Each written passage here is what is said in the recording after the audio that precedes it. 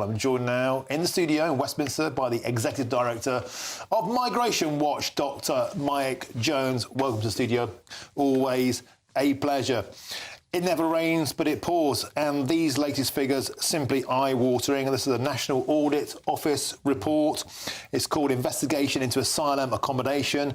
A staggering £1.2 billion to develop large sites, including RAF, Wethersfield and Scampton.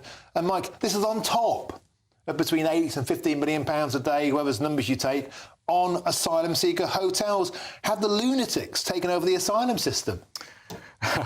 Well, the Prime Minister's cost-saving plan to rehouse asylum seekers is in complete tatters. I mean, if you look at the 4 sites mentioned in the National Audit Office report, you know, RAF Scampton, RAF Wethersfield, the BB Stockholm, the repurposed student digs in Huddersfield, they were actually meant to save the taxpayer money, around 95 million. But according to the National Audit Office, this is going to cost the taxpayer 46 million of what it would have costed to house these people in hotels. So the policy is in complete tatters. And we'll be speaking soon with a member of the Wethersfield Airfield Scrutiny Committee. We spoke earlier to Sarah Carter from RAF Scampton, Save Our Scampton.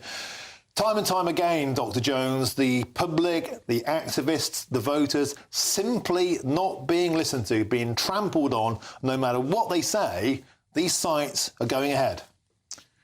Yeah, for sure. I mean, if you zoom out for a minute, you know, why is this happening?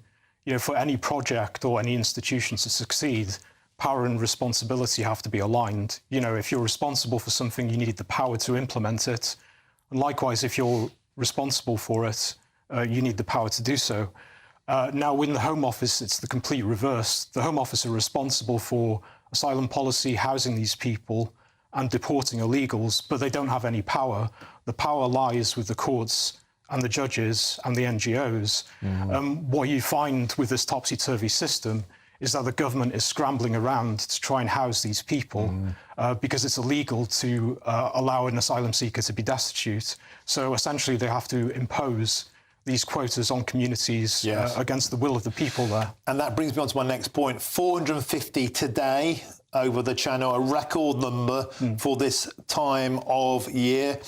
Big sites like Scampton and Wethersfield we know about. We know about the hotel bill. I'm getting contacted all the time by people from local communities who are having houses bought up in their locale by the government agencies, Serco, Mears. How big an issue do you think that's going to be? Because they're just trying different methods of distribution all over the shop, aren't they? They are. I mean, the Home Office released a press release today saying that they've closed down 100 asylum hotels and they've freed up about 20,000 spaces.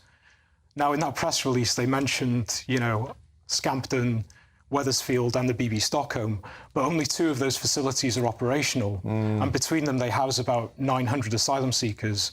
But what about the other 19,000 places? Where are they going? Exactly. My guess is they're going into the private rental sector. Some of them may have been granted asylum, they may have been fast-tracked, but a lot of those are going into the private sector. And we've heard today that rents have increased to record levels since records were recorded in 2015. Average increase of 9%, 10% in London. So this is just contributing to the cost of rent crisis and the cost of living crisis. Great. As ever, superb food for thought, Dr. Mike Jones. Thanks for joining me in the studio. It's always a pleasure.